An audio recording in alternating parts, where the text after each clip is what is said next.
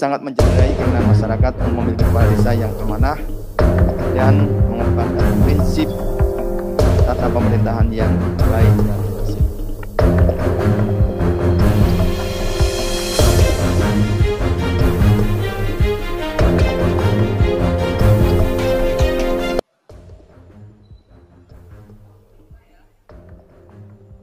Kepada masyarakat tentang perkembangan terkait perkara pemberian suatu oleh para calon-calon pejabat atau istilahnya kita jual beli jabatan di lingkungan pemerintah Kabupaten Probolinggo tahun 2021. Sebelumnya KPK telah menetapkan 22 orang tersangka dalam perkara ini sebagai pemberi yang rata-rata adalah ASN Kabupaten Probolinggo sebagai berikut: 1 SO, 2 AW, 3 MW, 4 MU, 5 MI, 6 MB, 7 MH, 8 AW, 9 KO, 10 AS, 11 JL, 12 UR, 13 NH, 14 NUH, 15 HS, 16 SR, 17 SO, dan 18 SD. Sebagai penerima, 1 HA, 2 PTS, 3 DK, 4 MR. Para tersangka tersebut disangkakan sebagai pemberi, SO dan kawan-kawan disangkakan melanggar pasal 5 ayat 1 huruf A atau pasal 5 ayat 1 huruf B atau pasal 13 Undang-Undang Nomor 31 Tahun 1999 tentang pemberantasan tindak pidana korupsi sebagaimana telah diubah dengan Undang-Undang Nomor 20 Tahun 2001 tentang perubahan atas Undang-Undang Nomor 31 Tahun 1999 tentang pemberantasan tindak pidana korupsi junto pasal 55 ayat 1 ke 1 KUH pidana. Sebagai penerima, HA, PTS, DK, dan MR disangkakan melanggar pasal 12 huruf A atau 12 huruf B atau pasal 11 Undang-Undang Nomor 31 Tahun 1999 tentang pemberantasan tindak pidana korupsi sebagaimana telah diubah dengan Undang-Undang Nomor 20 Tahun 2001 tentang perubahan atas Undang-Undang Nomor 31 Tahun 99 tentang pemberantasan tindak pidana korupsi junto pasal 55 ayat 1 ke 1 KUH pidana.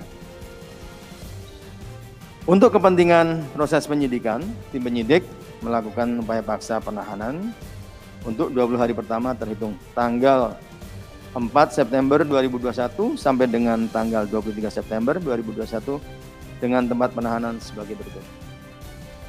Ditahan di Rutan KPK Cabang Pomdam Jaya Guntur,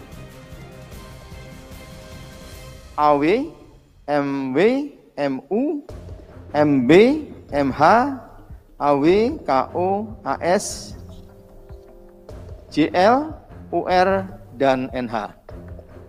Ditahan di Rutan Polres Jakarta Timur, NUH, dan HS.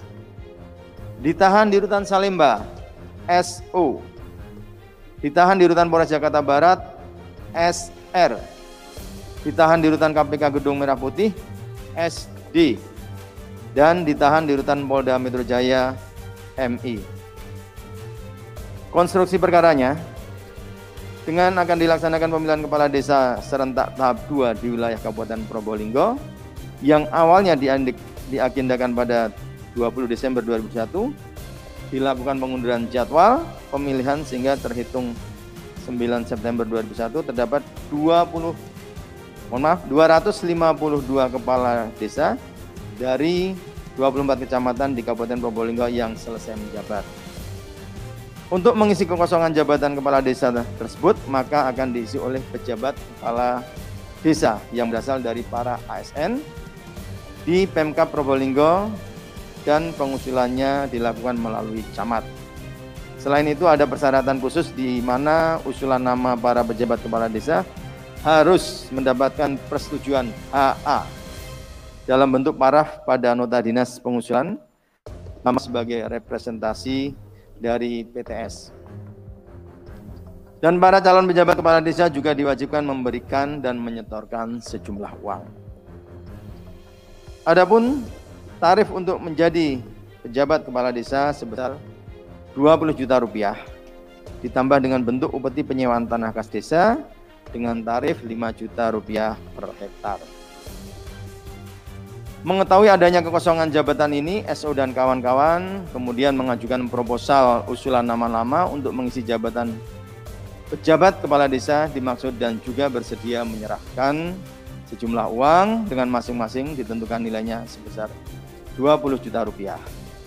Diduga ada perintah dari HA memanggil para camat untuk membawa para kepala desa terpilih dan kepala desa yang akan purna tugas. HA juga meminta agar kepala desa tidak datang menemui HA secara perseorangan, akan tetapi dikoordinir melalui camat. Pada Jumat 27 Agustus 2021, 12 pejabat kepala desa menghadiri pertemuan di salah satu tempat di wilayah Kecamatan Krenjengan, Probolinggo, di mana diduga dalam pertemuan tersebut telah ada kesepakatan untuk memberikan sejumlah uang kepada PTS melalui HA dengan perantara PK. Pertemuan tersebut diantaranya dihadiri oleh AW, MW, MI, MB, MR, AW, dan KO.